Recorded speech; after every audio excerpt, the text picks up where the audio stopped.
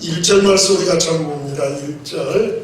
1절 우리 같이 봅니다. 시작. 할렐루야. 우리 하나님께 찬양함이 선함이며 찬송함이 아름답고 마땅하도다. 아멘.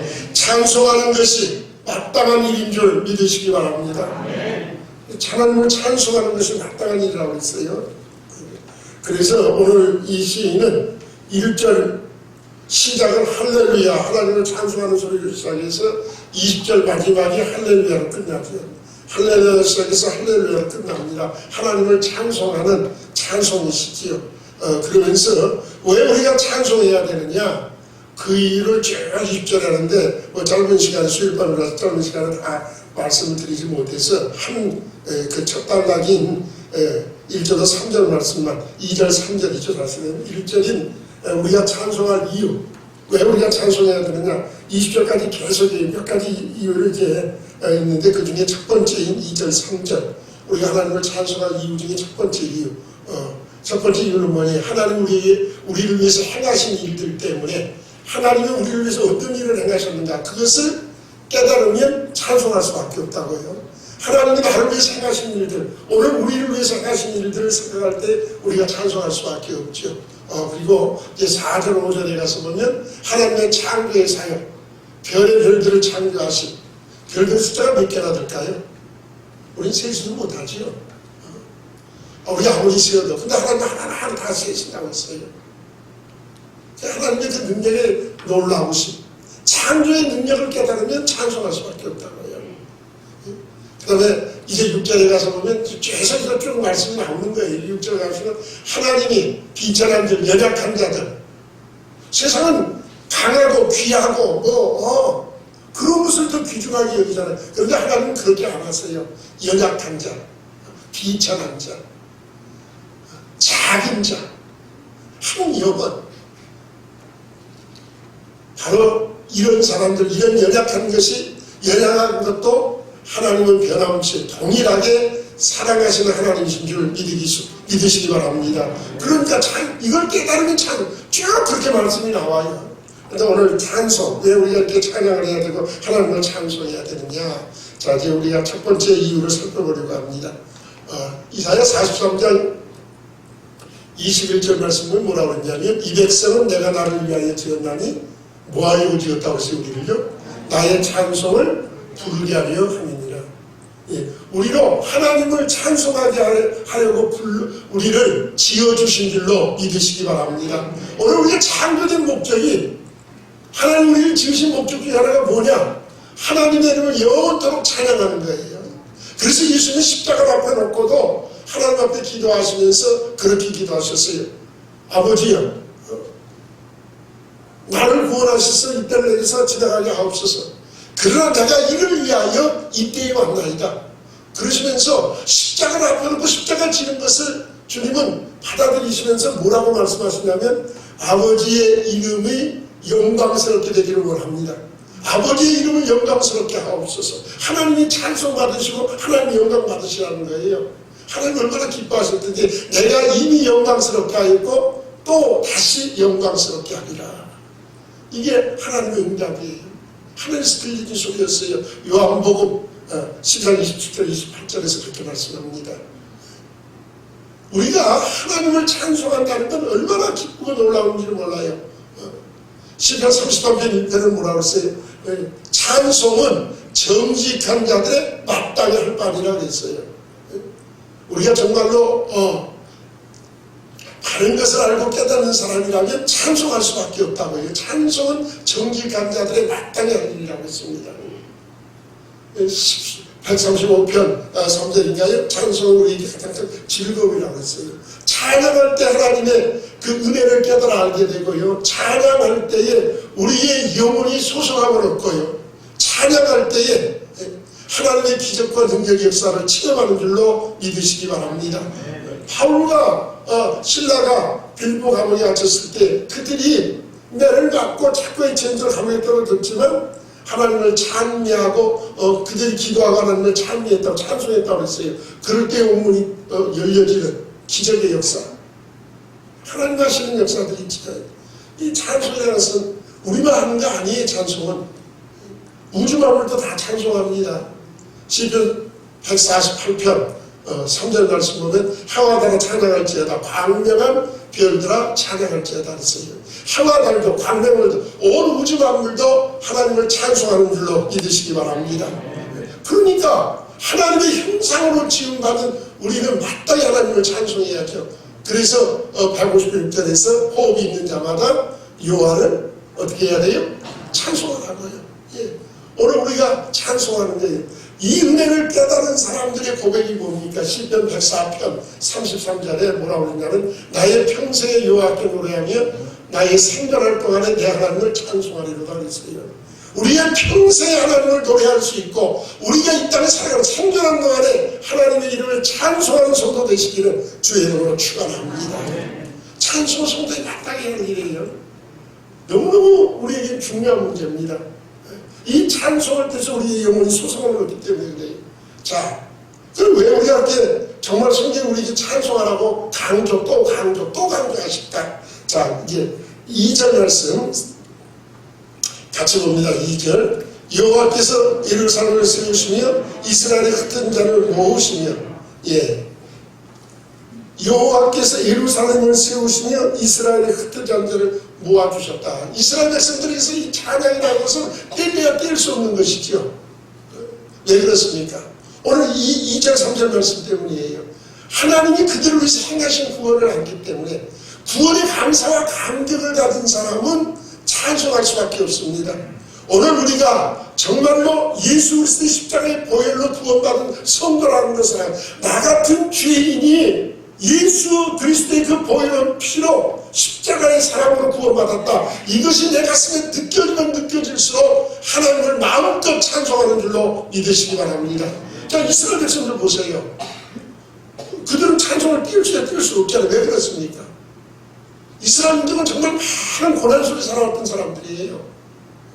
얼마나 큰 고난 속에 살았습니까? 애굽에서 30년 종살이 있었고 바벨론의 포로로 끌려 70년을 바벨론 포로 생활을 했어야 됐고 얼마나 민족적인 아픔 한 번 당하는 것도 얼마나 고통스러운 일이에요. 그런데 그들은 종살이도 했고 포로로 끌려가기도 했고 그런데 그때마다 그들이 어떻게 예루살렘으로 하나님에서 적합 끓이는 가나안 땅으로 예루살렘으로 그들이 돌아올 수 있었고 모아질 수 있었습니까? 하나님의 약속 때문이죠. 동서남북에서 동방에서 서방에서 그들을 이끌어 모아 오시겠다. 하나님이 그들을 모아 오셔서 참 다 파괴돼 버린 저 예루살렘 성 사람들이 많아갖고 그 성이 그들을 다 감당할 수 없는 놀라운 역사잖아요. 어떻게 이런 역사가 일어날 수 있었습니까? 하나님의 신기한 구원의 역사지요. 출애굽의 역사가 그들의 힘으로 출애굽할 수 있었던 겁니까? 아니잖아요. 하나님의 신기한 구원의 방법 10가지의 재앙을 저 애굽 땅에 내리시고 하나님께서 그들을 구원하셨어요. 자, 그들이 단적인 예를 들어보세요. 출애굽 14장에서 홍해 앞에 섰습니다. 앞에는 넘치는 홍해 바다예요. 뒤에는 애굽이 쫓아옵니다. 그들이 도망갈 데가 없어요. 그럴 때 하나님을 원망했습니다. 그러나 모세가 하나님 앞에 엎드려 기도할 때에 하나님께서 홍해를 어떻게 놓으셨습니까? 갈라놓으셨어요.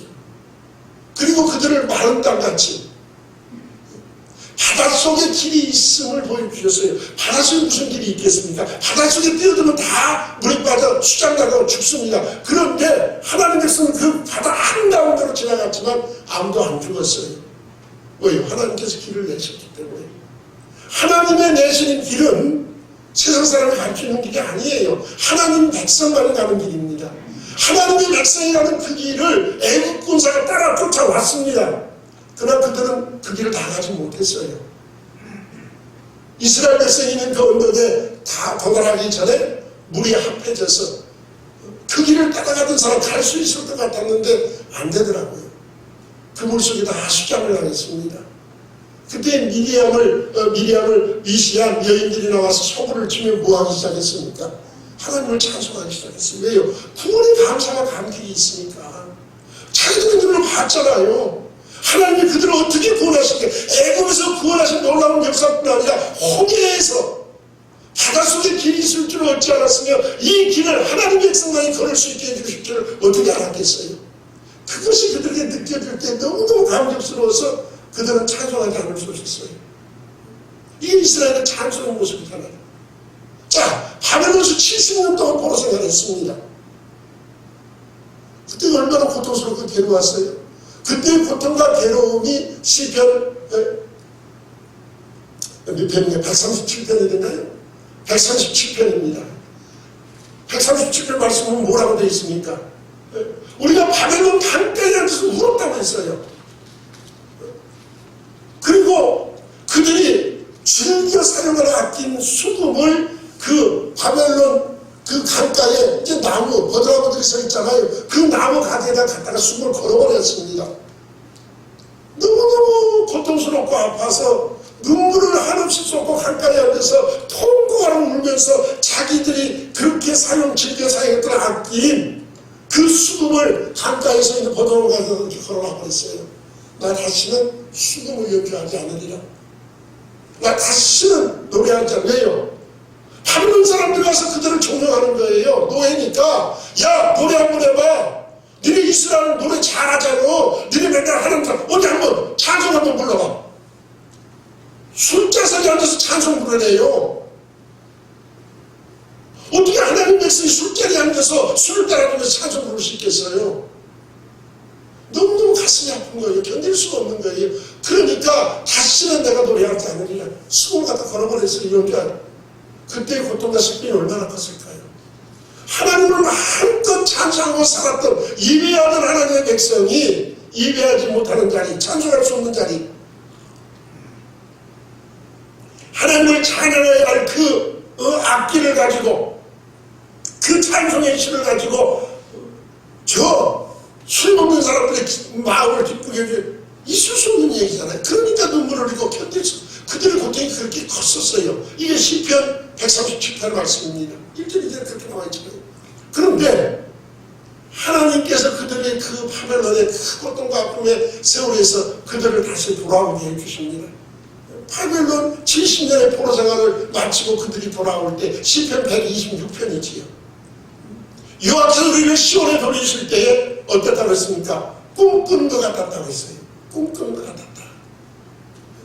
얼마나 기쁘고 좋았겠어요. 포로에서 돌아올 때 그 기쁨이라는 것을 말할 수 없지요. 하나님이 우리를 살리셨고 우리를 다시금 회복시키고 우리를 해방시켜 주셔서 하나님의 도성 예루살렘으로 돌아오는 너무너무 기쁘니까 2절에 뭐라 했어요? 우리의 입에는 웃음이 가득하였고 우리 혀에는 찬송이 찼었도다. 예, 이 기쁨과 이 감격이지요. 하나님의 구원의 은총이 그들에게 넘쳐날 때 너무 기쁘고 감사해서 입에서는 웃음이 떨어지지가 않아요. 싱글벙글 싱글벙글 너무 좋아요. 입술에는 누가 시키지 않아도 찬송이 절로 흘러나옵니다. 다시는 찬송하지 않으라, 다시는 노래 부르지 않으라 걸어놓았던 그들이 입에서는 자기도 모르게 흥얼흥얼 찬송이 나오기 시작합니다. 우리 입에는 웃음이 가득하였고 우리 혀에는 찬송이 찼었도다. 그 감격을 아십니까? 그 감격을 이해하시겠습니까? 이 감격을 가진 사람들이 찬송하는 줄로 믿으시기 바랍니다. 오늘 우리는 어떻습니까? 이 민족 어떤 민족이었습니까? 일본에 노예 생활했던 민족들, 6.25라는 동족 상잔을 겪었던 고통과 아픔이 있던 민족들, 저 동양의 예루살렘이라던 저 평양성이 함락당하고 하나님 백성들이 살던 것을 쫓겨 내려와야 하는 그런 고통의 세월들을 지내었던 민족이에요. 그럼에도 불구하고 이 민족을 하나님이 사랑하셔서 대한민국이라는 나라를 이 땅에 세워주시고 수많은 교회들을 주셔서 성도들을 파송케 하시고 우리에게 주신 구원의 역사, 오늘 세계가 부러워할 수 있는 그 구원의 역사, 이게 우리들의 심지에 무슨 가진 능력이었습니까? 하나님의 은혜인 줄 믿습니다. 하나님이 하신 역사들이에요. 그렇다고 우리 찬송하는 게 마땅하지 않습니까?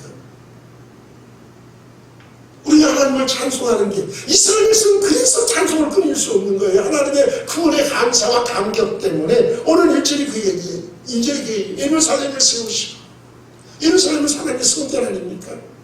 오늘 우리 개인적으로도 이 땅에 우리에게 송동교회라는 교회를 이 땅에 세워주셔서 김제 땅에 최초의 교회를 세워주셔서 이 땅의 모든 사람 흑암 속에 살다가 영원한 멸망 속에 지옥가에 마땅한데 하나님의 교회를 통해서 구원의 역사가 울려 퍼지게 하시고 우리에게 처음 섰을 때요 저 북남 쪽에서 대선교회인가 그곳에서 우리 교회는 기록이 있어요. 저 황산 쪽에서 우리 교회는 기록들이 있어요. 단 건너편에서도 우리 교회 우리 자녀들 그때의 얘기 들으신 것들을 들으면 모래에다가 옷을 싸서 이고 우리 차니까 그러고 건너오면서 이 구원의 강 그들이 물을 건너면서 어떤 생각했겠어요? 예수 믿게 된 것, 예수를 알게 된 것, 이것에 교회가 쓴 것, 그것 때문에 기뻐하며 즐거워하며 찬송하지 않았겠습니까? 오늘 우리가 예수님들의 그 신앙을 그 모습을 우리가 깨달아 안다고 한다면 우리도 찬송하지 않고는 견딜 수 없는 찬송하는 성도가 될 줄로 믿습니다. 오늘 우리가 찬송해야 할 이유가 여기에 있어요. 하나님의 예루살렘을 세우셨어요. 하나님의 교회를 이 땅에 두셨어요. 그리고 흩어진 자를 모으셨답니다. 동서남북 그 어느 곳에 있든지 하나님의 백성들 사람들을 모아주셔서 우리 교회를 통해서 많은 교회들이 세워지게 하시고 이 복음의 역사가 많이 이것저것에 전달되고 증거되게 하여 주시고 지금 코로나라는 어려운 시대에 우리가 살아가는 성도들이 많이 흩어져 있고 나오지 못하지만 하나님께서 다시금 흩어진 자를 모아주실 줄로 믿습니다. 흩어진 성도들이 모아져야 되는 거예요. 하나님은 하나님의 교회를 세우고 흩어진 자들을 모으시기를 원하세요. 우리를 통해서 하나님의 교회의 성도들이 나오지 않은 사람들이 권면을 받고 하나님 앞에 나오도록. 코로나는 핑계일 뿐이에요. 코로나 있다고 해서 어디 갈 때 안 갑니까? 타야 할 차 안 탑니까? 사람 모이는 것은 더 많이 가더라고요. 더 난리들이. 하나님의 보호 속에 있다는 깨닫고 하나님을 찬송하고 우리가 모아져야 합니다. 하나님 앞에 모여서서 우리가 예배하며 찬송하는 일, 하나님의 그 영광을 노래할 수 있는 것, 이게 얼마나 기쁨인지 몰라요. 자, 두 번째 보십시다. 3절 말씀 같이 봅니다. 시작. 상심한 자를 고치시며 저희 상처를 쌓아내시는도다. 우리 하나님은 치료하시는 하나님인 줄 믿으시기 바랍니다. 여호와 라파의 하나님이시잖아요. 그들이 3일길을 출애굽하여 저 홍해를 건너 3일길을 지나갔는데 물을 얻지 못했다고 했어요. 마라에 도착해서 겨우 물을 발견했는데 물이 너무 써서 마실 수가 없었어요. 그때 하나님께서 모세에게 그 곁에 있는 나무 하나를 집어 던지라고 물속에 던지라고 하셨고 그 물이 던져졌을 때 쓴물이 단물로 변했습니다. 하나님이 약속하셨어요. 너희가 내 말을 잘 듣고 순종할 때에 내가 애굽 사람이 내린 질병이 하나도 너에게 내리지 않겠다. 나는 너희를 치료하는 여호와 라파의 하나님이라 약속하셨습니다. 오늘 하나님 우리에게 여호와 라파의 하나님으로 만나주시는 줄 믿으시기 바랍니다. 우리를 치료하시는 하나님이십니다. 이사야 30장에 뭐라고 했어요? 여호와께서 그 백성의 상처를 쌓아내시며 저들의 맞은 자를 고치신 날에는 달빛은 햇빛과 꺾고 햇빛은 7날보다 7배가 더해져서 7날의 빛보다 더 뜨겁게 되겠다고요. 여호와를 경외하는 너희의 의로 내가 떠올라서 치료한 강선을 발휘해 주시겠다고요. 하나님은 우리를 고치시기를 원하세요. 우리의 상한 심령, 여기 와서 그래서 상심한 자, 상한 심령, 세상에서 위로받지 못하고 세상에서 힘을 얻지 못하고 세상에서 귀함을 듣지 못하고 상한 심령, 이거 누구도 손대지 못하고 고치지 못하는 마음들이라고 소리예요. 상심한 자, 깊은 내면의 상처들, 육체의 상처뿐 아니라 내면의 깊은 상처들, 불치병들, 치료하는 광선을 받았을 때 많은 사람이 그 치료에 대해서는 불치병을 말합니다. 세상에서 고침받을 수 없고 의학에서 고침받지 못하고 의술로 손대지 못하는 그 병들, 불치의 병이랄지라도 하나님 우리를 치료하시는 하나님이신 줄 믿으시기 바랍니다. 그 하나님의 치유하심 얼마나 놀랍습니까? 하나님 우리를 상심한 마음들, 상처받은 마음들 위로하실 때 너희를 위로하는 자는 나여를 주님을 그렇게 말씀. 우리를 위로하신 자는 주님이시라고 했어요. 바울은 고린도 후서에서 뭐라고 말합니까? 하나님의 그 고린도서 1장 3절 이하에서 모든 위로의 하나님이라고 했어요. 한 가지 두 가지가 아닙니다. 하나님 우리의 모든 것을 위로하시는, 우리의 연약함과 상처받음과 우리의 고통스러움과 우리의 육체의 침략과 모든 것을 위로하시는 하나님이에요. 그 하나님의 위로가 우리에게 임할 때에 이사야 51장 18절 19절인가요? 뭐라고 하십니까? 사막을 에덴같이, 광야를 에덴같이 사막을 여호와의 동산같이 해주시겠다. 우리를 치유하시고자 할 때 광야가 아무것도 없는 게 광야 아니에요. 에덴 동산같이 만들어 주시겠대요. 사막을 여호와의 동산, 얼마나 좋습니까? 우리 하나님은 우리에게 이와 같이 우리를 고치시는 하나님이신 줄 믿으시기 바랍니다. 우리가 이 구원의 역사, 이 감격, 우리에게 행하신 하나님의 역사를 바로 깨닫는다면 하나님을 찬송할 수밖에 없습니다. 그래서 할렐루야 찬송하자고요. 오늘도 우리의 지으신 목적대로 하나님을 찬송하되 호흡이 있을 때에 우리의 평생에 하나님을 노래하며 우리의 생존하는 동안에 우리 하나님을 찬송하는 성도들 되시기를 주의 이름으로 축원합니다.